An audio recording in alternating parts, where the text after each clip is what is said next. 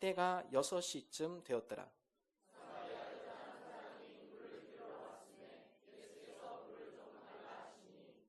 이는 제자들이 먹을 것을 사러 그 동네에 들어갔음이러라.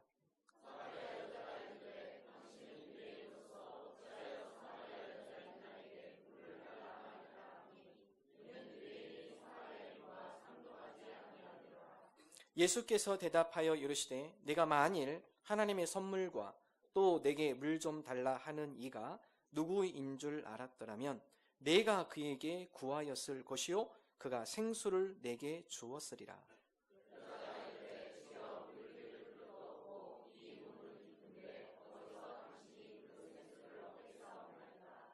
우리 조상 야곱이 이 우물을 우리에게 주셨고 또 여기서 자기와 자기 아들들과 짐승이 다 마셨는데 당신이 야곱보다 더 크니까.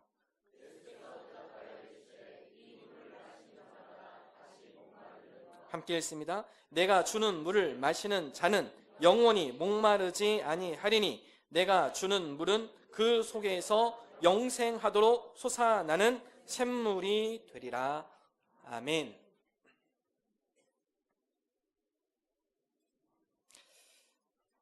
데이비드 호킨스 교수님께서 파워 앤 펄스라는 책을 썼습니다. 20년간 운동 역학적 에너지를 조사하고 수많은 책을 참고하여서 인간의 에너지 지수에 대한 보고서를 책으로 표현을 해줬습니다. 인간의 에너지 지수, 이것은 인간의 육체적인 힘과 정신적인 힘의 조합, 생명력, 내적인 힘, 동양에서는 흔히 기라고도 표현을 합니다. 우리가 사람들을 만나다 보면 어떤 사람에게는 에너지가 넘치는 사람이 있습니다.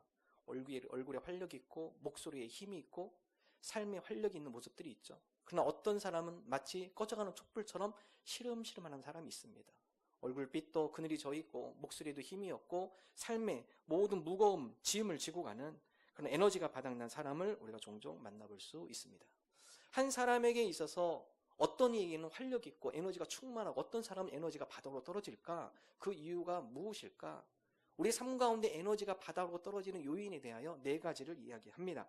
첫 번째로 우리 삶 가운데 에너지를 추락시키는 요소, 수치심. 잘못한 일이 드러났을 때 혹은 다른 사람이 보기에 하지 말아야 할 행동이 드러났을 때 때로는 우리가 우리 과거의 수치스러운 일들을 내가 상상으로 떠올릴 때 그때 우리도 모르게 우리의 삶의 에너지는 바닥으로 뚝 떨어집니다. 두 번째로 무기력증을 들고 있습니다. 삶에 대한 목표가 있지만 목적이 있지만 그러나 그곳에 아무리 노력해도 도달할 수 없어요. 그럴 때 사람은 에너지가 떨어집니다. 열심히 공부하는 학생들이 열심히 노력했지만 뭔가 좋은 열매와 결실을 맺을 거라 생각했지만 그러나 그 결과를 얻지 못했을 때 공부해도 안 되는구나. 직장인 다니시는 분들이 어떤 업무에 대한 목표를 가지고 열심히 하지만 그러나 그 목표에 도달하지 못했을 때 거기에 대한 좌절, 그로 인한 무기력증, 그로 인해서 삶의 에너지가 떨어지게 되어집니다. 세 번째는 슬픔을 이야기합니다. 우리 가운데 지속적인 슬픔이 우리 마음을 차지하고 있을 때 그 사람의 에너지가 떨어집니다. 슬픔이 끝나면 또 다른 기쁨이 와야 하는데 계속적으로 슬픔이 몰려오고 또 다른 어려움이 몰려오고 그로 인해 마음이 지속적으로 슬픔의 감정 가운데 휩싸여 갈 때 그 사람의 에너지는 바닥으로 떨어진다는 것입니다. 네 번째는 두려움이에요. 우리 삶에 대한 미래에 대한 두려움, 자녀 걱정에 대한 두려움, 직장에 대한 두려움, 우리 삶 여러 여건과 환경 가운데 늘 두려움이 우리 마음을 엄습해 올 때 그 사람은 에너지가 바닥으로 떨어집니다. 자신감을 잃고 삶에 대한 의욕을 상실하게 되어진다는 것입니다. 데이비드 호킨스 교수님이 이 책을 하면 다음과 같은 결론을 짓습니다. 한 사람에게 있어서 에너지가 바닥 최하로 떨어질 때 그 사람은 혼자의 힘으로 일어설 수 없다. 왜냐하면 이미 정신적으로 육체적으로 병들었기 때문이다. 그러므로 그 사람이 다시 일어설 수 있기 위해서는 새로운 에너지가 공급이 되어야 한다. 신선한 에너지가 필요하다. 누군가의 에너지가 그 사람에게 공급되어야만 일어설 수 있다라는 연구소의 보고서의 결론입니다. 미국 올포타라는 사회심리학자가 에너지 지수가 그럼 누가 가장 많을까 조사해보니까 청년들입니다. 대학생들 에너지 지수가 상당히 일반 사람들보다 높다고 그럽니다. 놀라운 것은 이런 에너지 지수가 높은 청년, 대학생들도 컴플렉스에서는 자유롭지 못하더라.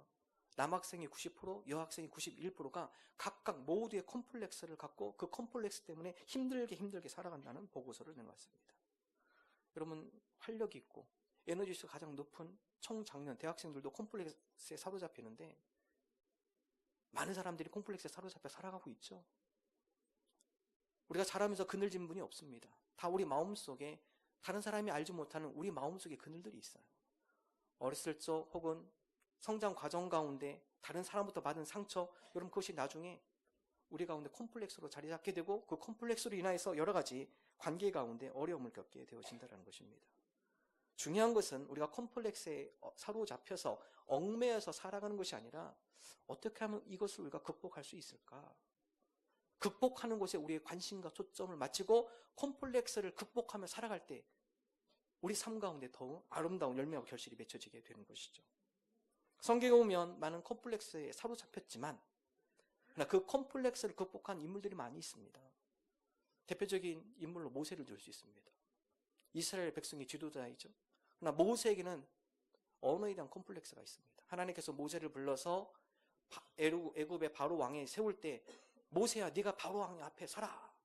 모세가 하나님 앞에 한 얘기가 있습니다. 하나님, 저는 말을 잘 못합니다. 저는 말이 어눌합니다. 최소한 바로 왕 앞에 서려면 언변이 뛰어난 그 사람을 보내주십시오. 바로를 설득시키려면 말 재주가 있는 그 사람을 보내주십시오. 저는 말을 못합니다. 모세가 스스로 고백을 하죠. 지도자로서 다른 사람을 설득하려면 타고난 언변이 필요하지만 모세는 그렇지 못했어요. 그럼에도 불구하고 하나님께서 모세를 들어쓰셨고 모세는 그 콤플렉스를 극복하고 이스라엘 백성을 출애굽하며 가나안 땅으로 인도하는 중요한 사명을 감당한 것을 성경 기록하고 있습니다.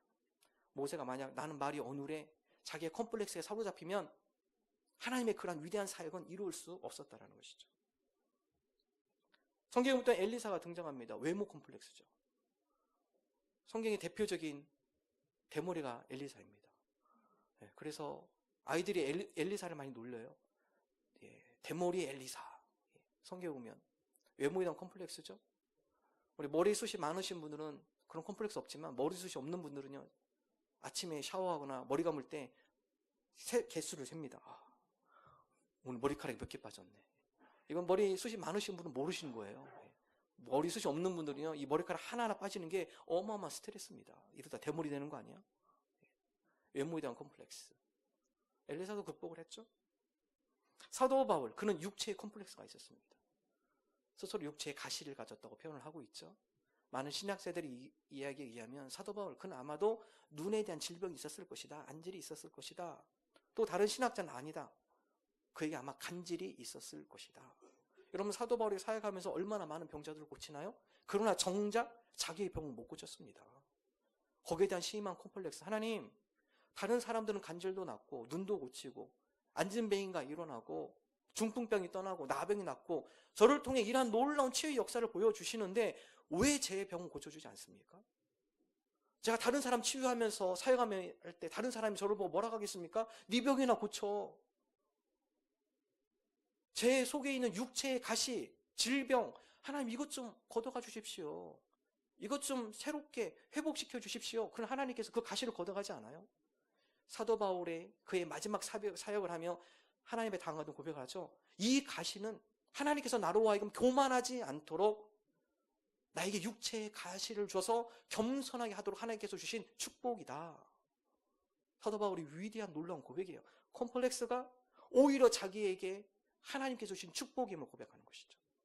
오늘 저와 여러분이 우리 가운데 있는 마음속의 그늘들, 응달, 그로 인한 마음의 상처, 여러분 그것이 우리가 새롭게 해석하기를 원합니다. 주님, 이 계기를 통해 우리가 더 겸손하게 해주시면 감사합니다. 이 과정을 통하여, 이 콤플렉스를 통하여 우리가 더욱더 하나님만 의지하며 살아갈 수밖에 없는 존재임을 깨닫게 해주시면 감사합니다. 우리가 이 콤플렉스를 극복하게 하여 주옵소서. 믿음의 시선으로 다시 해석하게 하여 주옵소서. 그리고 이것이 우리로 하여금 하나님에 더 가까이 나아가며 그 가시가 하나님의 영광을 드러내는 도구가 되게 하여 주옵소서. 콤플렉스에 의해서 읽다 보니까요, 많은 분들이 콤플렉스를 많이 겪고 있습니다. 좋은 엄마 콤플렉스. 좋은 엄마가 되고 싶어요. 근데 이게 잘 안 돼요. 거기로 오는 콤플렉스. 이 좋은 엄마 콤플렉스를 겪는 분들, 자기가 어렸을 때 하지 못한 거 대리만족으로 자기 자녀들한테 다 시킵니다. 너 피아노 다녀. 어렸을 때 피아노 배우고 싶었는데 여건이 안 돼요. 그래, 내가 결혼해봐. 우리 자녀 나면 내가 못했던 거 다 시켜야지. 거기다 붙이고 바이올린까지 다녀. 그래, 플루트 배우면 더 좋을 것 같아. 플루트 부는 사람들이 너무 멋있어 보여. 어렸을 때는 앞에 나가서 발표하는 게 쉽지 않아요. 5명 앞에서 막 이렇게 속이 울렁거리고. 이거 쉽지 않습니다. 오늘 간증하셨는데 이거 대단한 거예요. 여러 명 앞에 쓰는 거 엄청 떨립니다. 우리 애는 좀 자신감 있게 키우고 싶어. 내가 학교 나가서 발표하려면 막 달달달 떨었는데, 그래, 너 웅변하고 다녀야겠다. 안 되겠다. 웅변 배워. 자신감을 가져. 리더십을 키워줘야 돼. 아이는 그것 때문에 스트레스 받아요.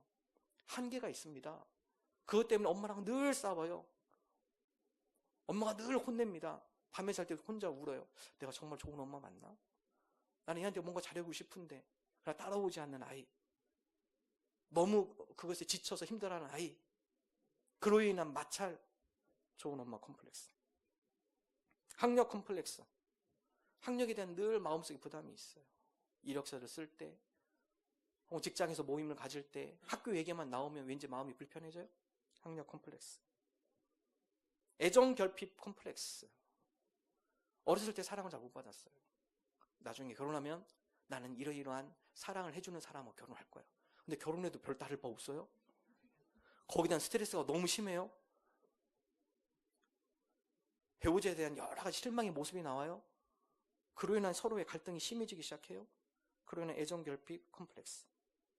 어르신들이 겪는 컴플렉스 가운데는 디지털 컴플렉스 있습니다. 요즘 젊은이들이 핸드폰 하나면 별걸 다 해요. 그럼 어르신들은 옆에서 걱정이 돼요. 야, 나는 이 사이에서 도태되는 되는 거 아니야? 청년들이 핸드폰 가지고 온갖 여러 가지 일들을 해나가며 나는 이 사이에서 적응하지 못하는 걸까? 디지털 컴플렉스. 이외에도 우리 모두가 다 마음속에 여러 가지 상처와 아픔으로 인한 컴플렉스가 우리 가운데 존재하고 있다는 사실입니다. 오늘 성경 말씀 사마리아 여인입니다. 그 여인도 역시 심한 컴플렉스에 사로잡힌 여인이었습니다. 그 여인의 삶의 에너지는 완전히 바닥을 끼고 있는 상황이었습니다.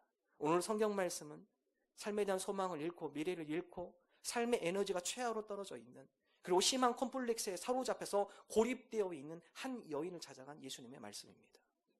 오늘 말씀은 사마리아는 지역에서 시작이 되죠. 지도를 보면 사마리아 지역, 갈릴리와 유대 사이에 있는 이방인이 거주하는 땅입니다. 정통 유대인이 사는 땅이 아니라 이미 유대인이 다른 이방 족속과 혼혈이 되어서 정통, 혈통을 잃어버린 지역이죠. 유대인들이 이 사마리아 지역을 잘 지나가지 않습니다. 그것은 이미 불경한 땅. 또 사마리아 사람들, 그들은 거룩하지 못한 사람. 그래서 유대인과 사마리아인들이 서로 원수지간이에요.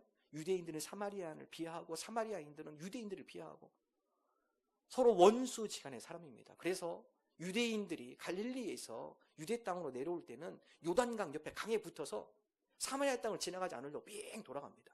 오늘 성경 말씀에 보면 예수님께서 사마리아를 통과하십니다. 특별히 수가라는 지역. 예수님께서 사마리아 땅을 일부러 지나가시며 수가라는 동네에 이르러서 우물가에 앉아 계십니다. 멀리서 한 여인이 물동이를 머리에 이고 우물가로 옵니다. 예수님께서 부탁을 하죠. 나에게 물 좀 한 대접 주시오. 사마리아 여인이 보니까 유대인이에요. 다음같이 얘기합니다. 아니, 당신 유대인이잖아요. 당신 우리 사마리아는 서로 싫어하잖아요. 내가 만약 당신에게 물을 떠주면 행여나 이 모습을 우리 주변에 동네 사람이 보면 나 죽습니다. 유대인과 우리 서로 상종하지 않잖아요. 서로 원수지간이잖아요. 그런데 어떻게 나한테 물을 달라고 하십니까? 본인이 직접 떠 드시죠? 예수님께서 다시 얘기합니다. 하나님의 선물과 내가 누구인지를 알면 오히려 당신이 나한테 물을 구할걸? 다음같이 얘기하죠. 10절의 말씀 함께 한 목소리로 읽겠습니다. 예수께서 대답하여 이르시되 내가 만일 하나님의 선물과 또 내게 물 좀 달라 하는 이가 누구인 줄 알았다면 내가 그에게 구하였을 것이요 그가 생수를 내게 주었으리라. 오늘 당신이 하나님의 선물이 무엇인지를 알면, 그리고 오늘 당신이 내가 누군지 알면 내가 당신에게 물을 구하는 게 아니라 당신이 나한테 물을 구할 거려. 아니, 지금 무슨 얘기 하세요? 당신은 물 그릇 없잖아요. 나는 기를 그릇이 있지만 당신은 그릇도 없는데 이 우물은 깊은데 뭘로 물을 드실래요? 예수님이 얘기하는 물과 사마리아 여인이 얘기하는 물은 서로 틀린 거죠. 사마리아 여인은 그의 목을 치울 수 있는 일반 와라 물을 얘기하지만 예수님께서 준다는 이 물, 당신이 절대 목마르지 않을 거야. 예수님께서 준다는 이 물은 생명수이죠. 라이프 워터. 영혼의 갈증을 해소시켜주는 생명수이죠. 예수님께 얘기하죠. 당신이 주는 물, 그 물을 먹으면 당신 또 목마르죠. 내가 주는 이 물을 먹으면 절대 목마르지 않습니다. 이 여인의 귀가 솔깃해요? 아니, 그런 물도 있어요? 한번 먹고 나면 갈증 해소되는, 다시는 목마르지 않는 그런 물이 있어요? 그럼 저한테 그 물 좀 주세요. 내가 다시는 이곳 안 오게.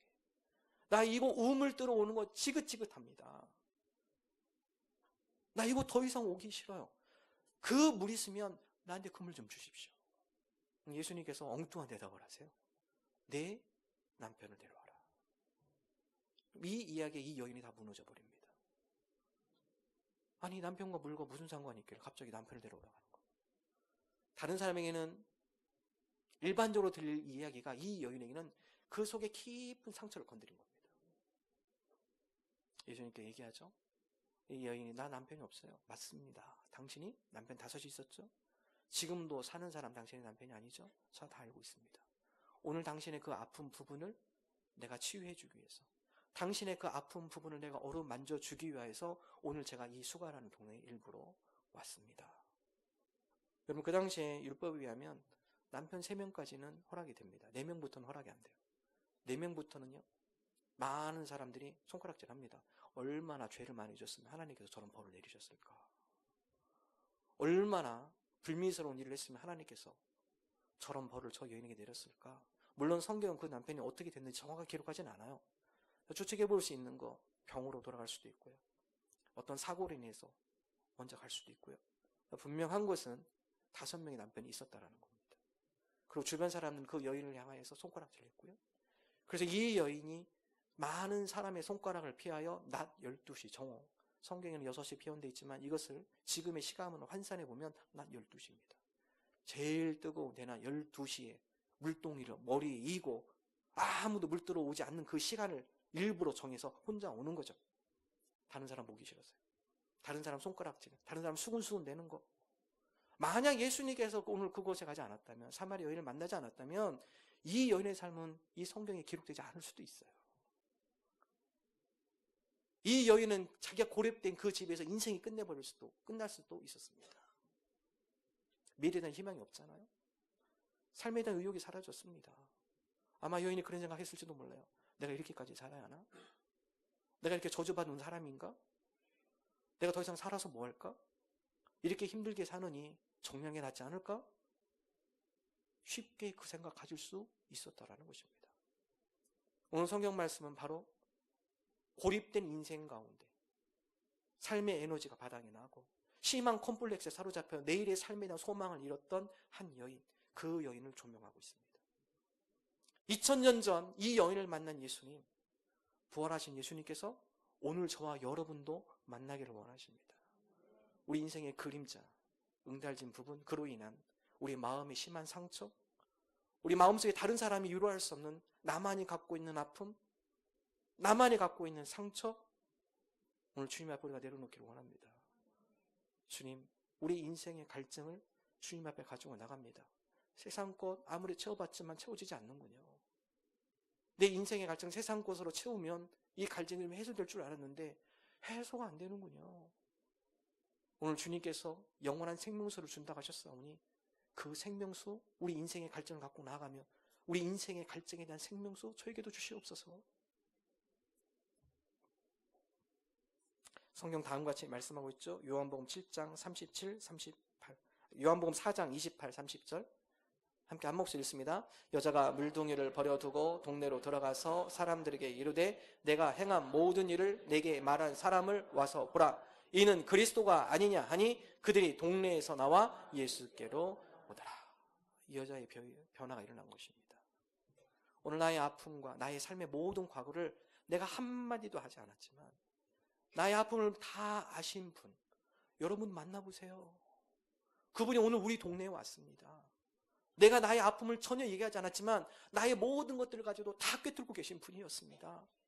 세상 사람이 위로해주지 못했지만 오늘 그분의 말씀 한마디가, 오늘 나의 아픔에 대하여 그분께서 위로하는 그 한마디가 내 속에 있는 응어리를 풀어줬군요. 오늘 그분을 여러분도 만나면 좋겠어요.